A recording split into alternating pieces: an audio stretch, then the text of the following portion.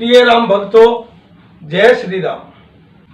भगवान राम की लीला का, प्रभु श्री राम का की लीला का मंचन करना, प्रभु राम के आदर्शों का, प्रभु राम की मर्यादाओं का, अपनी संस्कृति का, अपने धर्म का प्रचार और प्रसार YouTube के चैनल पर अयोध्या के राम नाम से हमने आप तक रामलीला के मंचन को पहुंचाने का प्रयास किया है। अयोध्या के रामलीला के माध्यम से जो दृश्य हम दिखाने जा रहे हैं वो आपको बहुत पसंद आएंगे। जय श्री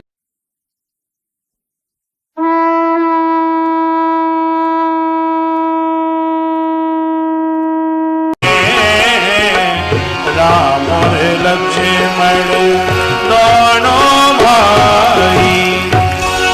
राम, लक्ष्मण, जी गुरुदेव। मैं तुम्हारी वीरता प्रति प्रसन्न हुआ। मैं तुम्हें अपने द्वारा संग्रह किए गए दिव्यास्त्र प्रदान करना चाहता हूं, जो समग्र विश्व में मेरे अलावा किसी के पास नहीं है। आओ, आसन ग्रहण करो बस।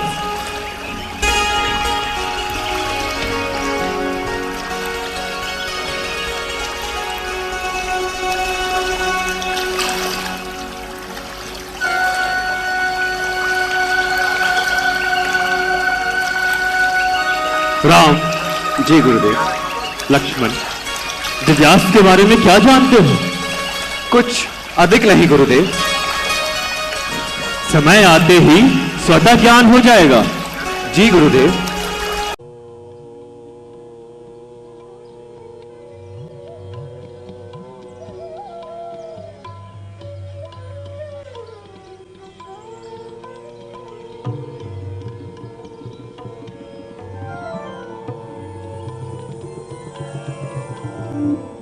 तब ऋषि निज नातहि जिय चीन्ही, विद्या निधि कहूँ विद्या दीनी। जाते लाग क्षुधा पिपासा, अतुलित बल तनु तेज प्रकाशा।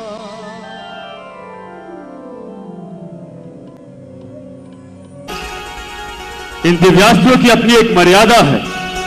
इनको केवल एक ही बार उपयोग किया जा सकता है, वो भी कठिन से कठिन समस्या आ जाने पर ही। वत्स, हमारा शरीर पंच तत्वों से मिलकर बना है। हाँ गुरुदेव, जैसे जल, वायु, आकाश, भूमि, अग्नि। और ये सुख अति सूक्ष्म से भी सूक्ष्म होते हैं, जो खुले नेत्र से नहीं देख सकते, लेकिन एक योगी अपने आत्मा के यंत्रों से सूक्ष्म से भी सूक्ष्म चीजों को देख सकते हैं। बस अब मेरे साथ साथ मंत्रों का उच्चारण करो। जी गुरुदेव।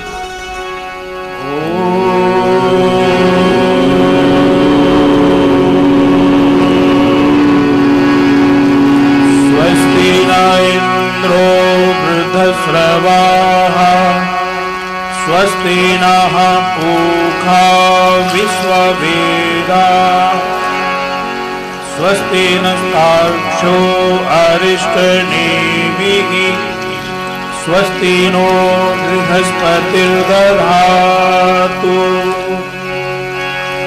आयुध सर्व समर्पिके,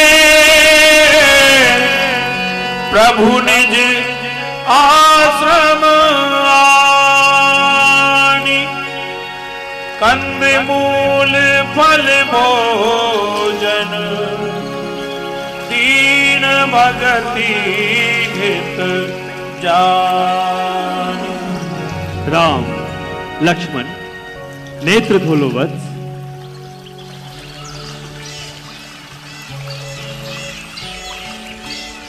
वत्स, हमें शीघ्र अतिशीघ्र सिद्धाश्रम की ओर प्रस्थान करना है। जी गुरुदेव।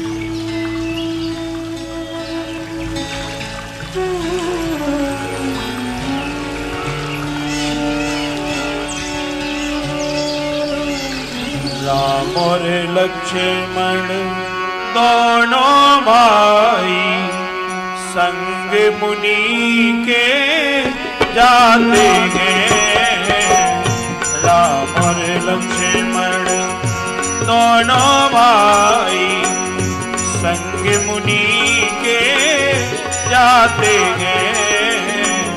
बाण हाथ में धनु कांधे पर, बाण हाथ में धनु कांधे पर, कटी में तुणीर। कल्याण हो। रात्रि कुशलता पूर्वक बीत गई। जी गुरुदेव। जी गुरुदेव। वत्स, पहरेदारों को चौकसी पर लगा दिया है ना? जी गुरुदेव। और ध्यान रहे, यदि कहीं किसी राक्षसों की हलचल दिखाई दे तो हमें तुरंत सूचित करें। अवश्य गुरुदेव।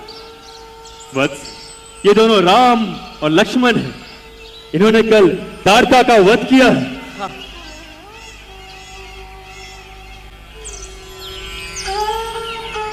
परंतु ध्यान रहे, ताड़का के पुत्र मारीच और सुबाहु चोट खाई नाग की भांति आक्रमण अवश्य करेंगे।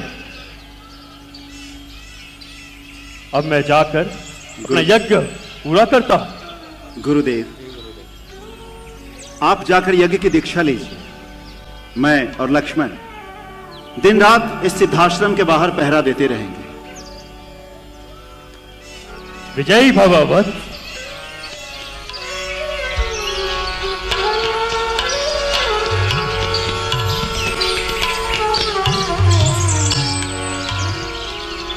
लक्ष्मण, हाँ भैया। सावधान हो जाओ। यज्ञ में किसी भी प्रकार का विघ्न नहीं आना चाहिए। प्रात कहा मुनि सन रघुराई, प्रात कहा मुनि सन रघुराई, निर्भय जग करहु तुम जाई, निर्भय जग करहु तुम जाई।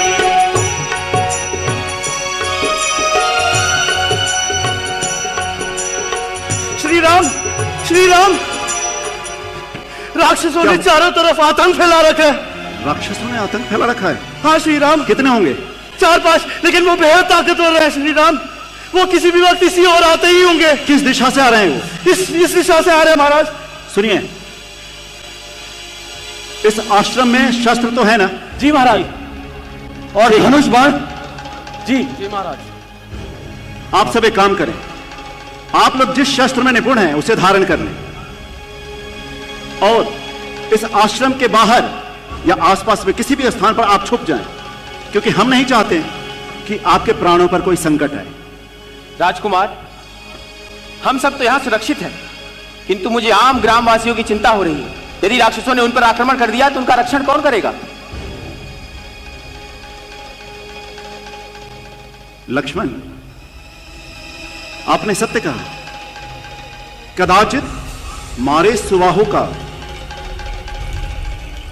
यही विचार है कि हमें यहां से अन्यत्र किसी और स्थान पर ले जाएं और तब वो आसानी से इस आश्रम पर आक्रमण करें। सावधान हो जाओ।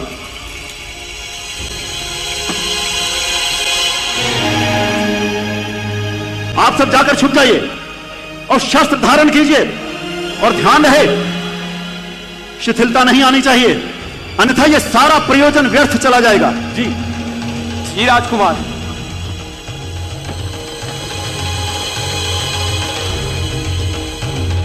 लक्ष्मण।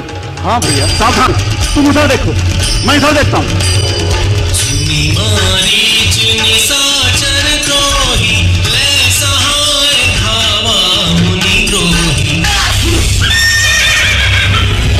देखो लक्ष्मण, और प्रतीक्षा नहीं करनी पड़ेगी।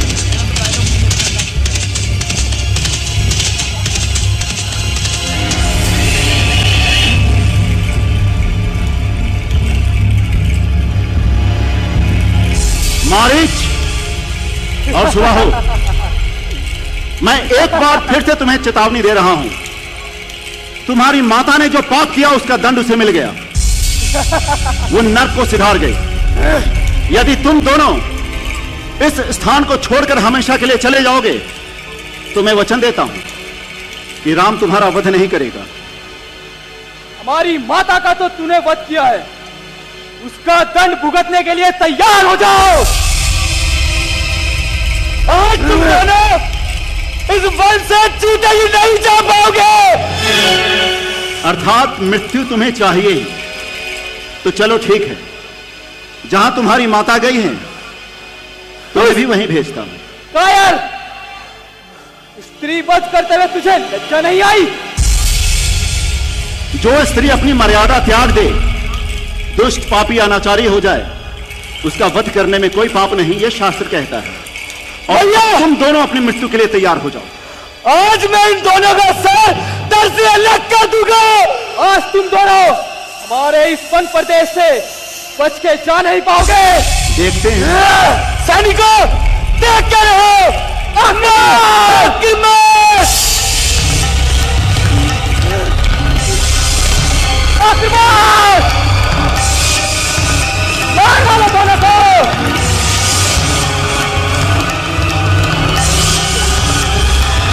भैया, भैया, सुबाहु! मारीच, मैं तुम्हारा वध नहीं करूंगा। इस मानव शस्त्र से मैं तुम्हें यहां से 100 योजन दूर फेंकूंगा, ठीक उसी प्रकार जैसे तीव्र वायु के वेग से बादल छिन्न भिन्न हो जाते हैं। तू 100 योजन दूर जाकर सागर के जल में गिरेगा। बिनु भरवाण राम नहीं मारा, सत योजन का सागर पारा। भैया, संभाल कर सुबाहु। भैया, युद्ध करना है। सीताजी नहीं छोड़ो। सुबाहु, संभाल कर सुबाहु।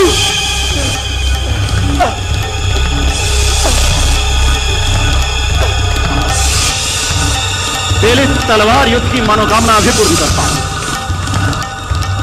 लक्ष्मण, मेरा धनुष पकड़ो, मेरा धनुष पकड़ो।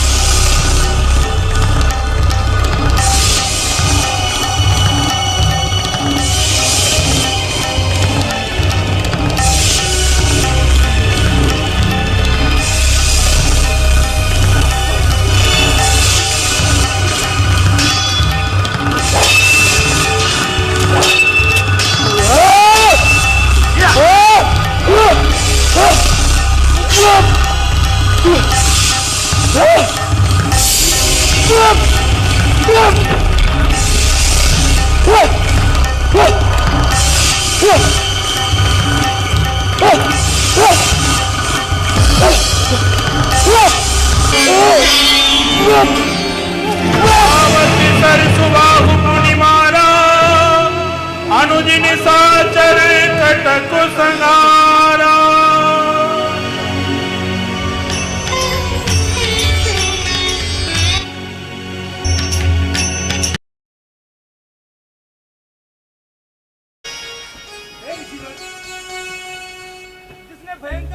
और बाहु सुमारिज का वध किया, हम उनके दर्शन करना चाहते हैं। हाँ गुरुवर, जिन्होंने इस क्षेत्र को ताड़का, मारीच और सुबाहु जैसे दर्शन करना चाहते हैं। राक्षसी ताड़का का अंत करके हम सबको भयमुक्त कर दिया है। हम उनका बारंबार आभार व्यक्त करते हैं महाराज।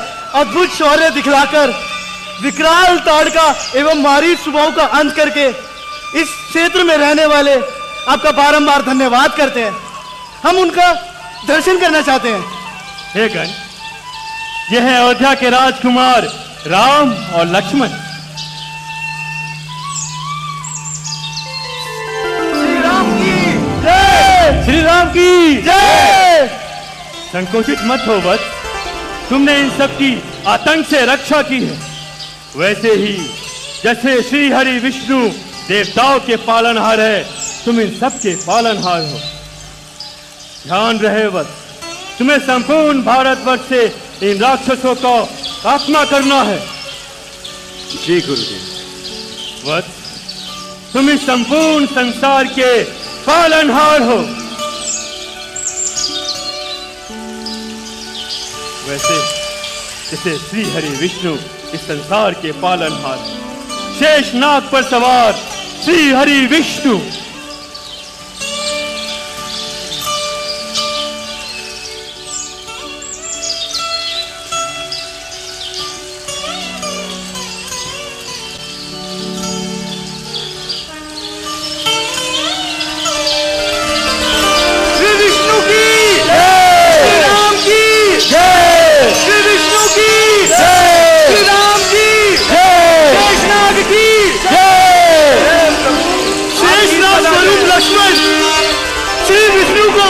समर्थ तो केवल लक्ष्मण ही कर सकते हैं। श्री राम की जय, श्री राम की जय।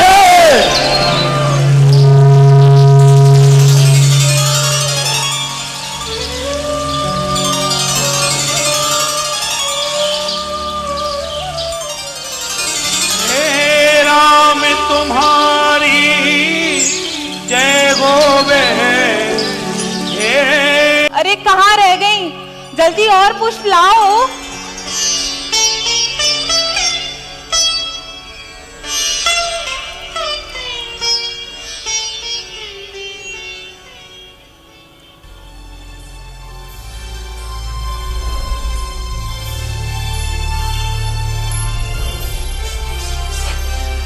पकड़ो। रुको सीते।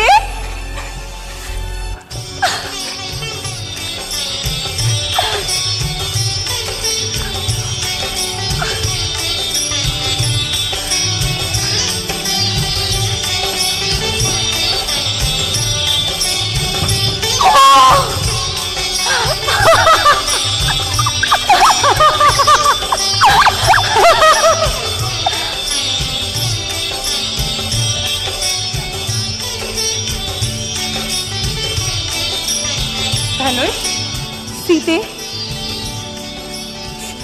द्वार पर देखो, कोई आ ना पाए।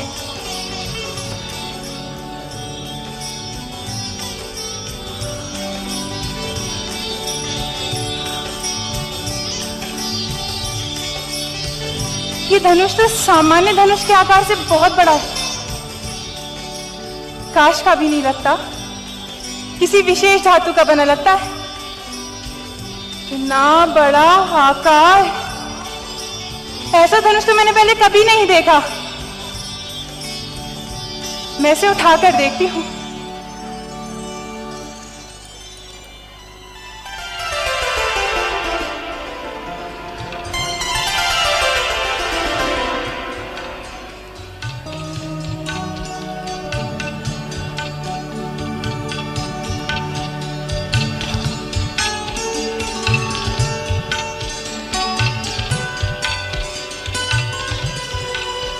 क्या हुआ पुत्री?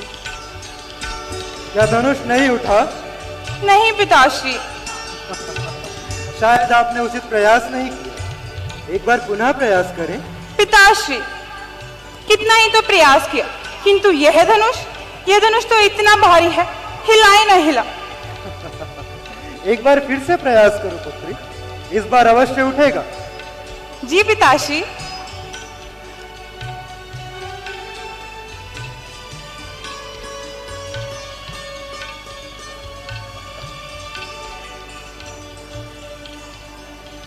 नहीं पिताश्री, ये धनुष तो तिल भर भी नहीं उठा।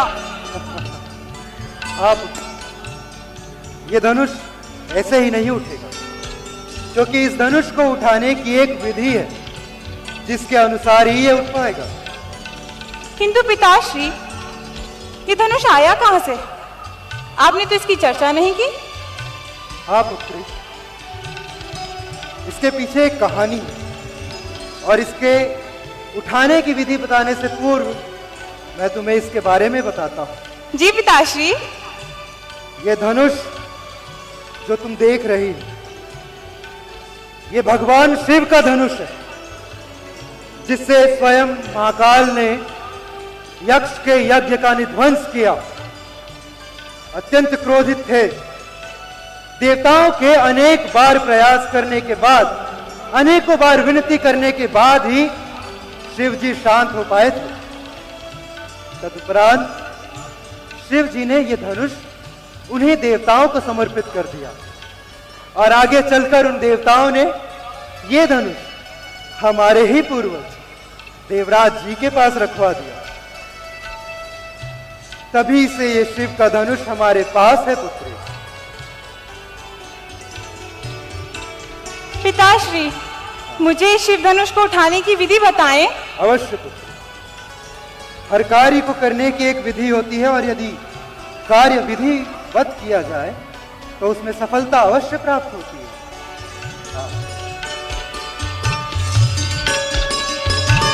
सबसे पहले इस धनुष के मध्य भाग में आकर इसे प्रणाम करो।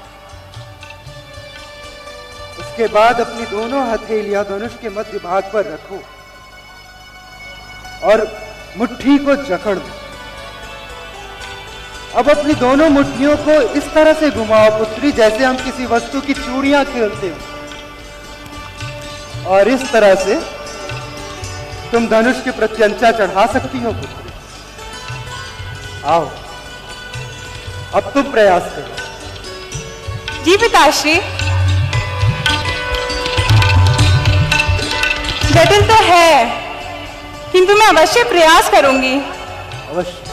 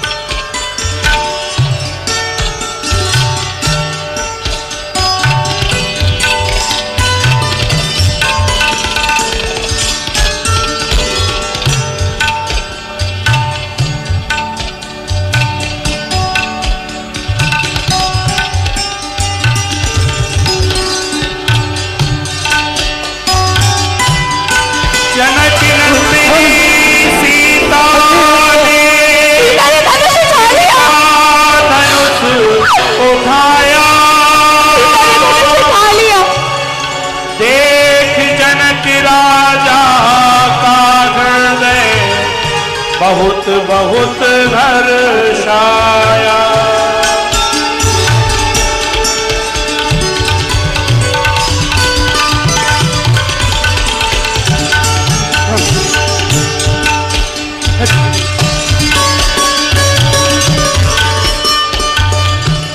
देखा पुत्री, यदि कार्य विधिवत किया जाए तो उसमें सफलता अवश्य मिलती है।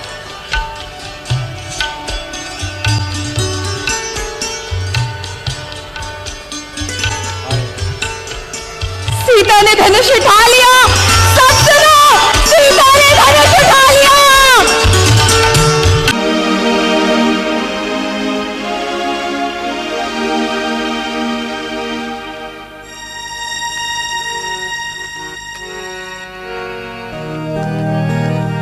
प्रणाम प्रणाम। राम लक्ष्मण, भोजन कर लियो वत्स?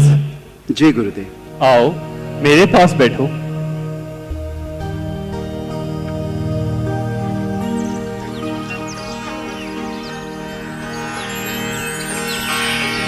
गुरुदेव। बोलो वत्स, निसंकोच होकर बोलो। एक विनती है आपसे। बोलो वत्स, क्या कहना चाहते हो? यहाँ का यज्ञ कार्यक्रम भी निर्विघ्न रूप में संपन्न हो गया और जो आताताई राक्षस थे उनका भी अंत हो गया। तो गुरुदेव, भैया राम कहना चाहते हैं यदि कार्य पूर्ण हो गया हो तो क्या हम अयोध्या को लौट सकते हैं? माताएं चिंताएं कर रही होंगी गुरुदेव। राम लक्ष्मण, अभी कार्य पूर्ण नहीं हुआ है, कुछ कार्य अभी शेष हैं। कौन से कार्य गुरुदेव? समय आने पर स्वतः ज्ञान हो जाएगा। कल प्रातः हम मिथिला की ओर प्रस्थान करेंगे। मिथिला? किस हेतु गुरुदेव? वत्स, महात्मा जनक एक यज्ञ कर रहे हैं और वहां रखे उस दिव्य धनुष के भक्षण हेतु जाएंगे। राम लक्ष्मण, आप दोनों विश्राम कर ले, कल प्रातः ही हमें मिथिला की ओर प्रस्थान करना। ठीक है गुरुदेव, जैसी आपकी आज्ञा। धनुष जग सुनी रघुकुल नाथ, आश्रम एक दीख मगे मागी, भागे मृग जीव जंतु तग नागी। गुरुदेव, यह स्थान तो आश्रम जैसा प्रतीत होता है, किंतु ऋषि मुनियों के आवागमन का कोई चिन्ह नहीं है, ना ही कोई पशु पक्षी है। इसका कारण क्या?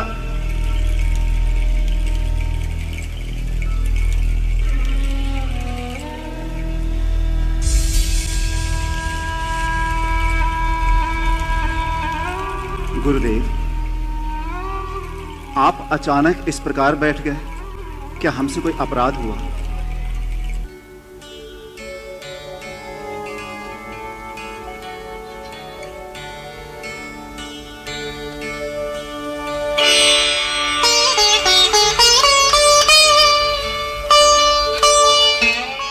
गुरुदेव, आपके कहने का तात्पर्य नहीं समझा। वत्स, ये महर्षि गौतम का आश्रम है। वो अपनी पत्नी अहिल्या के साथ यहां सुखपूर्वक जीवन व्यतीत कर रही थी, लेकिन समय को कुछ और ही मंजूर था। एक दिन स्वर्ग का राजा इंद्र इस आश्रम में प्रवेश करता है।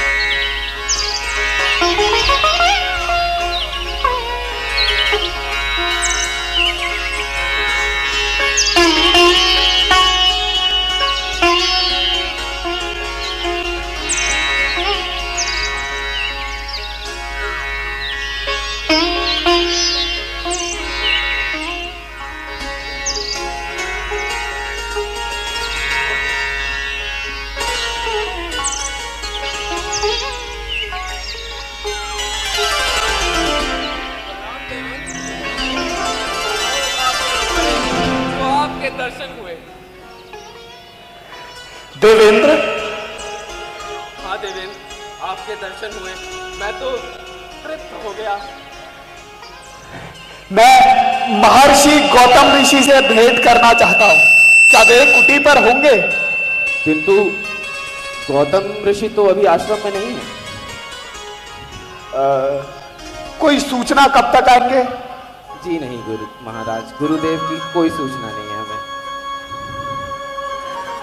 आज्ञा दे महाराज। जी देवेंद्र।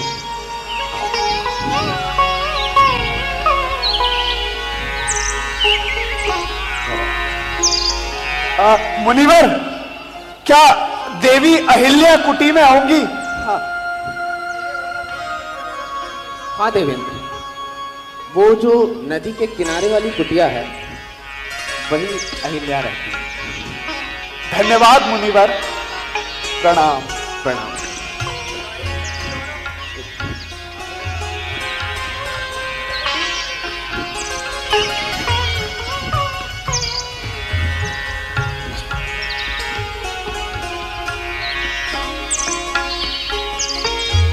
प्रणाम देवी। देवेंद्र। Hello hello hello. क्या महर्षि कुटी पर है? महर्षि तो नहीं है, लेकिन हाँ देवी अहिल्या है। मैं उन्हें सूचना देती हूँ। जी। देवेंद्र है माता।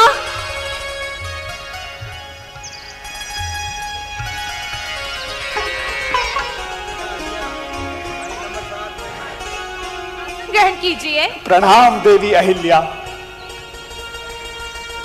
आइए देवेंद्र, आसन ग्रहण कीजिए।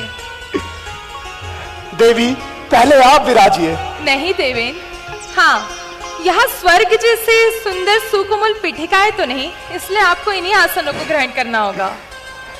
देवी पहले आप। नहीं देवेंद्र, आप तो हमारे अतिथि हैं, पहले आप आसन ग्रहण कीजिए। अच्छा चलो, लो मैं ही बैठ जाती हूँ। ऐसे क्या देख रहे देवेंद्र? देवी आपकी सुंदर रूप राशि में सम्मोहन ही ऐसा है कि इंद्र की दृष्टि स्थिर हो गई है। ऐसा भी है देवेंद्र, क्यों पास उड़ाते हैं मेरा? आखिर स्वर्ग तो सृष्टि की सर्वश्रेष्ठ अप्सराओं से भरा पड़ा है। नहीं सुंदरी, मैं मिथ्या नहीं कह रहा हूं। स्वर्ग की कोई सुंदरी आपकी छाया भी नहीं। यदि आपको मेरी बात व्यर्थ लग चलो मान ली आपकी बात, अब आप यहाँ आने का प्रयोजन बताएंगे? कोई विशेष प्रयोजन नहीं देवी, इधर से निकल रहा था, सोचा ऋषि के दर्शन करता चलूं। अब तक तो आपको ज्ञात हो गया होगा कि ऋषिवर आश्रम में नहीं, परंतु आप रुकिए ऋषिवर, ऋषिवर आते ही होंगे। आप प्रातःकाल उनसे भेंट करते ही चले जाना। देवेंद्र, यहाँ आश्रम में 56 भोग तो नहीं, परंतु गायों का दूध अवश्य मिलेगा। अल्पाहार ग्रहण कीजिए देवेंद्र। क्यों लज्जित करती हो देवी? इससे स्वादिष्ट तो स्वर्ग में कुछ भी नहीं, और फिर इसे तो आपके और देवी के स्नेह ने मधु से भी स्वादिष्ट बना दिया है।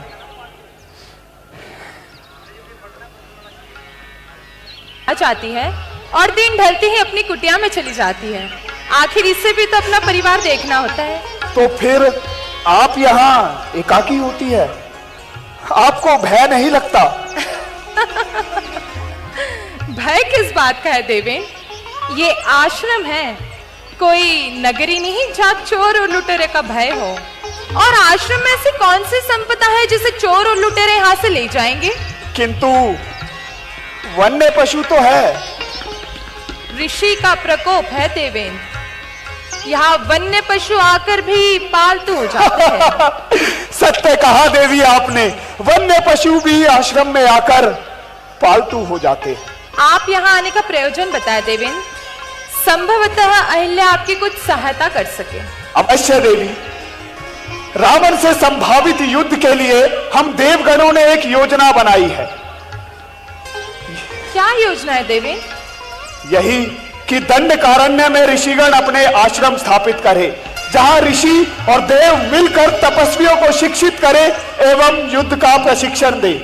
कार्य योजना तो अच्छी है देवेंद्र, परंतु क्या आर्य जगत हाथों पर हाथ धरा बैठा रहेगा? नहीं देवी, नेतृत्व तो किसी महान आर्य पुरुष को ही करना होगा।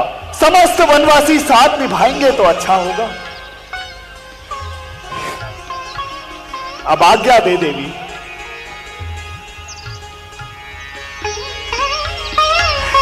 रुकिए देवे, प्रातःकाल होते ही ऋषिवर आ जाएंगे, आप उनसे भेंट करते ही चले जाना। हाँ, यहाँ आश्रम में विलास के तो साधन नहीं है, परंतु आप निश्चिंत रहिए, आपको यहाँ कोई कष्ट नहीं होगा। कष्ट की कोई बात नहीं देवी, आपकी सुंदर रूप राशि में सम्मोहन ही ऐसा है कि वशीभूत व्यक्ति को और कुछ अनुभव ही नहीं होता। देवेन, ये आपकी स्वर्ग लोक नगरी नहीं है, आप बस यहाँ के वातावरण को सात्विक बनाए रखिए, यही आपके और अहिल्या के हित में होगा। मैं समझ रहा हूँ देवी, इसीलिए आपसे जाने की आज्ञा मांग रहा हूँ। जैसी आपकी इच्छा।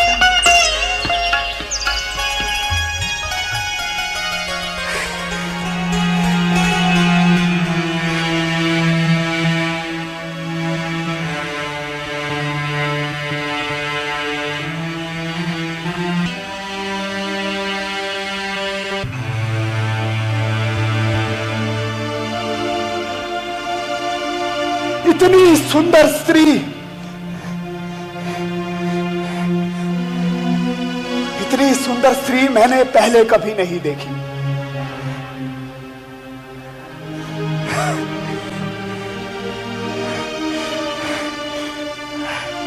अब मेरी प्रणय पूर्ति का समय आ गया है।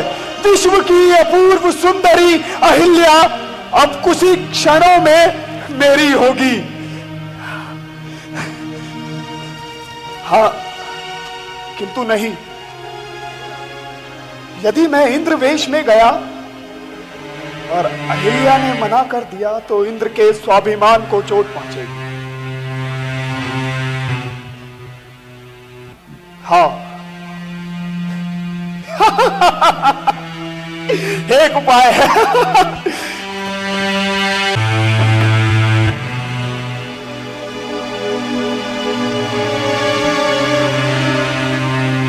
गौतम ऋषि के वेश में अहिल्या मुझे अवश्य स्वीकार करेगी।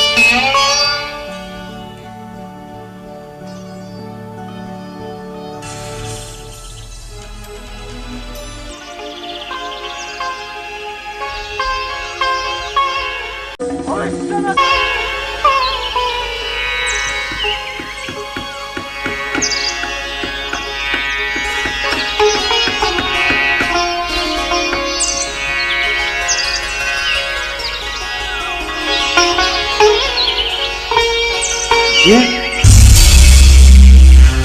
मेरे द्वार पर इस समय कौन है? और ये चोरी छिपे जाने का प्रयास क्यों कर रहा है? भला मेरे द्वार से किसी को चोरी छिपे जाने की क्या आवश्यकता? मुझे देखना होगा। ये तो देवराजेंद्र हैं। देवराजेंद्र, भागने का प्रयास मत करो। अवश्य ही तुमने कोई पाप कर्म किया है देवेश।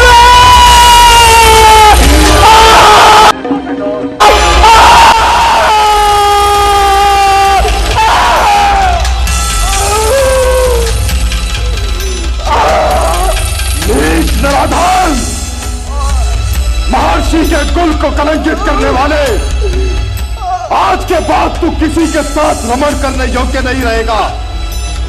दूर हो जा मेरी दृष्टि से, और अपनी सूरत मुझे कभी मत दिखाना। चला जा।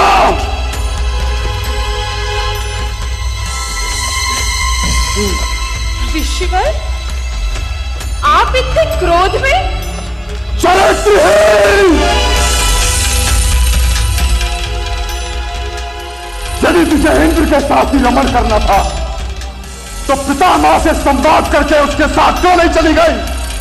मेरे कुल को कलंकित करने यहां से चली आई। परंतु ऋषिवर, मेरी बात। सब कुछ दिया मैंने तुझे, सब कुछ। पुत्री दी, और क्या चाहिए था तुझे अहिल्या? ऋषिवर, मेरी बात तो बस। यदि तुझे इंद्र के साथ ही रमण करना था तो पितामह से संवाद कर लेती। अरे मुझे एक बार कह दिया होता, मैं पितामह से परामर्श कर लेता। मेरे कुल को कलंकित करने यहां के चली आई।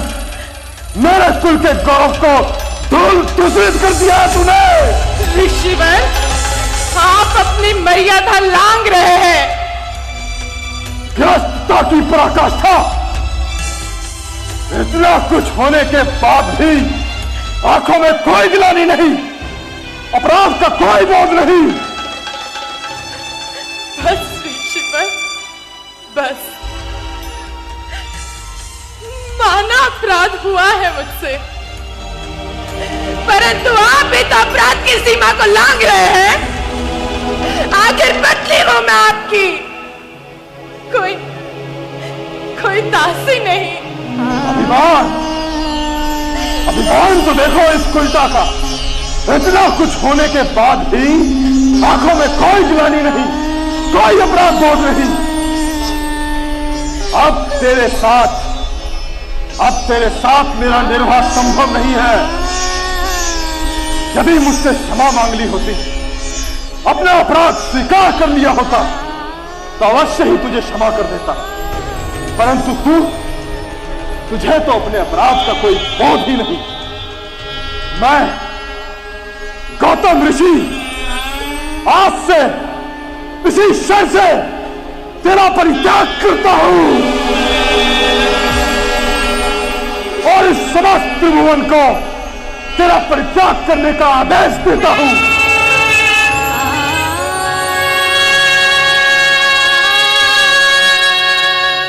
देख के रहो, चलो यहां से। अब यहां यज्ञ कर्म नहीं हो सकता। ये सारा आश्रम इस कलंकनी के इस कर्म से कलंकित हो गया है। यहां एक पल भी रुकना मेरे लिए मुश्किल है। देख के रहे हो, चलो।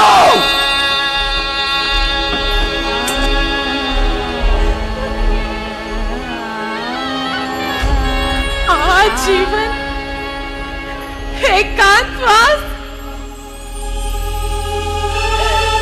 इंद्र तो अभी भी देवेंद्र बना रहेगा,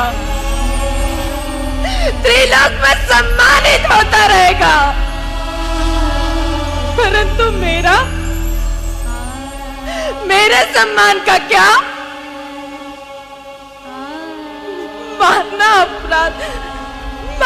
अपराध हुआ है मुझसे, परंतु इसका अर्थ यह नहीं कि मेरा सम्मान नहीं। पुरुष चाहे जो भी करे उससे सब कुछ क्षमा, परंतु स्त्री का एक छोटा सा अपराध उसके लिए क्षमा के योग्य नहीं। रबड़ का प्रस्ताव तो इंद्र ने रखा, परंतु सारा का सारा दोष मेरा। और जो अपराध मैंने किया ही नहीं, उस अपराध के लिए मुझे तप करना होगा, मुझे तप करना होगा, तप करना होगा।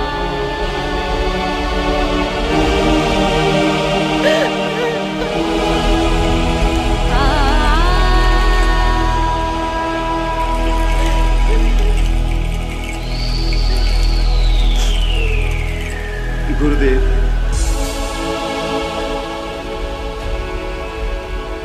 माता अहिल्या की यह कथा सुनकर हृदय बहुत द्रवित हो गया। गुरुदेव, देवराज इंद्र और माता अहिल्या के बीच में जो कुछ भी हुआ वो अनुचित था, किंतु मुख्य अपराधी तो देवराज इंद्र था। फिर ऐसा क्रूर दंड मात्र देवी अहिल्या को क्यों भुगतना पड़ा? ये बात गौतम ऋषि भी जान गए थे, इसलिए उन्होंने स्वयं को भी वही दंड दिया जो उन्होंने माता अहिल्या को दिया था। किंतु गुरुदेव,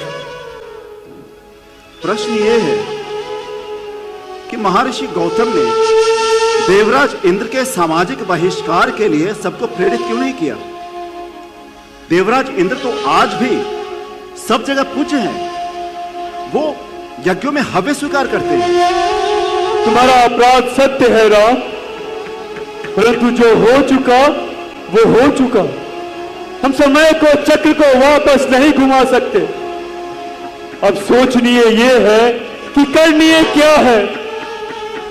गुरुदेव, इसमें भी कौन सी सोचने की बात है? माता अहिल्या के सामाजिक बहिष्कार का अंत करना, इनके शापित जीवन का अंत करना, यही तो करनीय है। और इसीलिए मैं तुम्हें यहां लेकर आया हूं वत्स। किंतु गुरुदेव, इसमें हम क्या कर सकते हैं? ये कार्य तो आप समस्त मुनिवर को मिलकर करना चाहिए था। नहीं वत्स, ये कार्य हम नहीं कर सकते।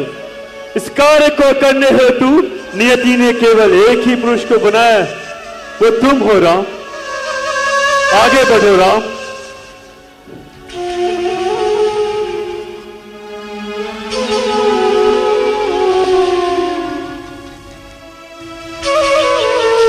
ठीक है गुरुदेव।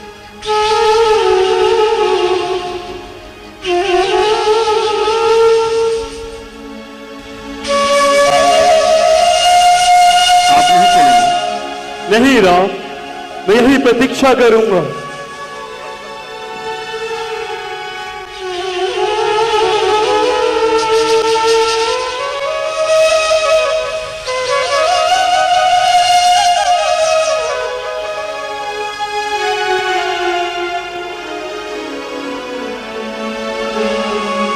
मैंने बहुत विलंब कर दिया है।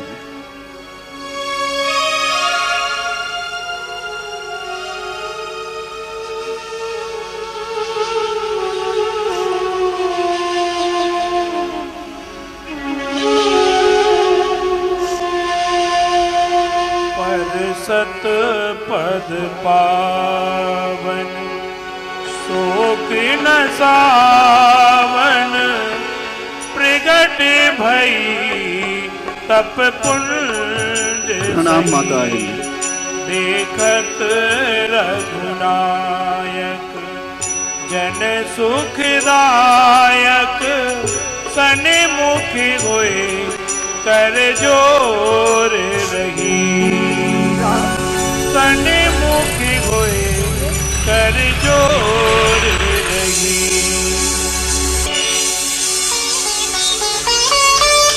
माता,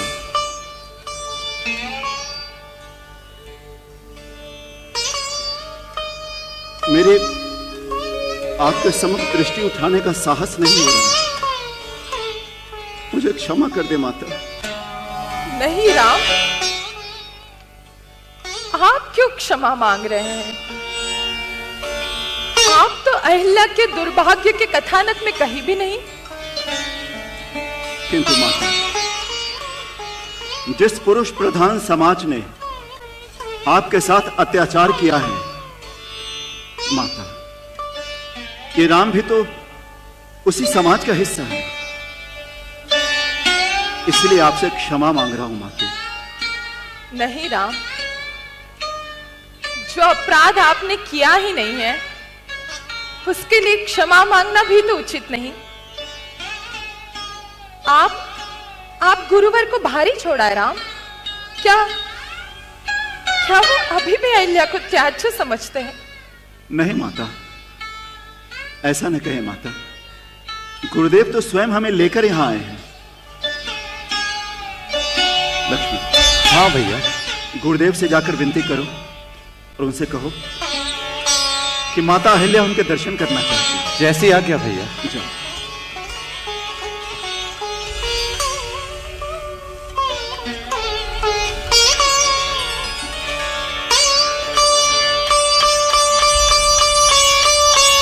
गुरुदेव, माता अहिल्या आपके दर्शन करना चाहती है गुरुदेव।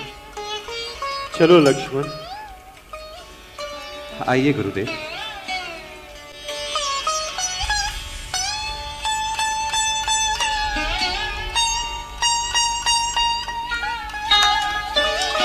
प्रणाम माता, मुझे क्षमा करें। नहीं गुरुवर, आप क्यों क्षमा मांग रहे हैं? माता, विश्वामित्र उस समय युवराज था जो अपने भोग लिप्सा में डूबा हुआ था। विश्वामित्र अपने उस कर्मों के लिए लज्जित है, इसलिए क्षमा मांग रहा है। गुरुवर, आप क्यों मुझसे क्षमा मांग रहे हैं? माना अपराध हुआ था मुझसे, परंतु क्या मेरा अपराध इंद्र से भी बड़ा अपराध था गुरुवर? क्या समस्त ब्रह्मज्ञानी मुनिगण किसी में इतना साहस नहीं था कि उस बात का प्रतिकार कर सके? आपका आरोप सत्य है माता, परंतु आपके तेज के समक्ष किसी में इतना समझता रहे कि वो प्रतिकार कर सके। ओह, तो इसीलिए आप बालक की ओट में छिपकर प्रस्ताव लाए हैं। माता, मुझे आशा है कि आपका वात्सल्य इन बालकों का अनुरोध को अवश्य पालन करेंगे। मां, मेरी विनती स्वीकार कर लीजिए। मैं इक्ष्वाकु वंशी राम आपको ससम्मान पुनः इस समाज में शामिल होने के लिए कहता हूं। नहीं राम, अहिल्या क्यों जाए कहीं? अहिल्या ने तो किसी को नहीं त्यागा था, त्यागा तो तुम्हारे इस समाज में मुझे था। और राम, देवेंद्र तो अभी भी देवेंद्र बना रहेगा, त्रिलोक में सम्मान पाता रहेगा। परंतु मेरे सम्मान का क्या हुआ राम? बोलो। शांत हो जाए माते, शांत। आपके इसी तेज की भय से किसी में इतना साहस नहीं कि आपके समर्थ आ सके, इसलिए मैं राम को यहां लेकर आया हूं। राम,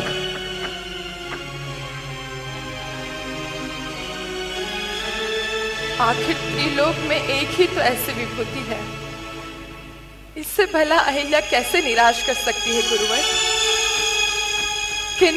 किंतु का त्याग करे माता। राम, मां,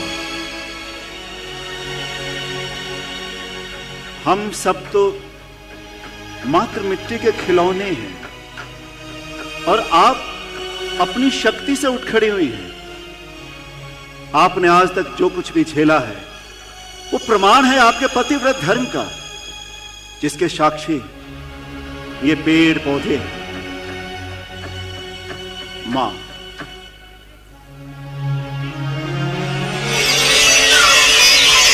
यदि मैं एक उच्च क्षत्रिय वंश का अधिदेवता हूं, यदि मैंने गुरु वशिष्ठ से विवेक नीति और मुनि विश्वामित्र से शस्त्र विद्या अर्जित की है, और यदि मैं योद्धा हूं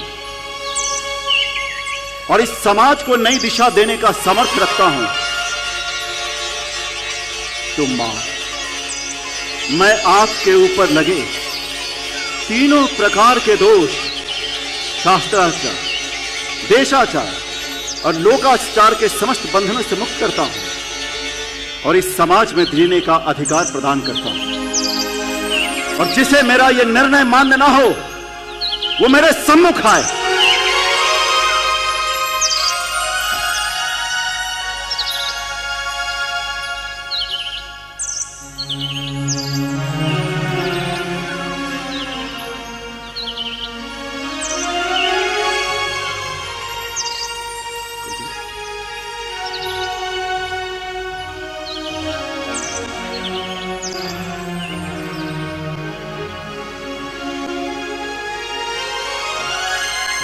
वत्स,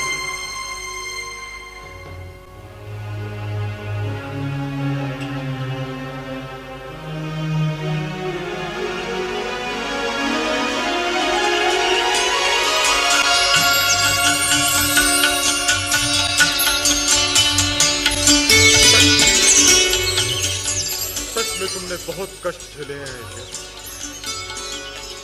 प्रायश्चित की अग्नि में जलती रही,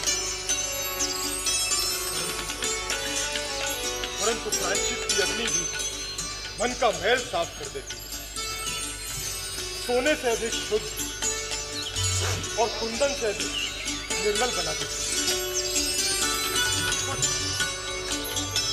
भूल तो मुझे भी हुई है,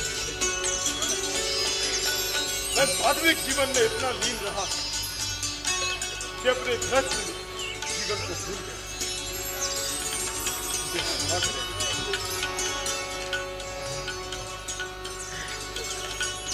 यही भांति सिधारी गौतम नारी, बार बार हरि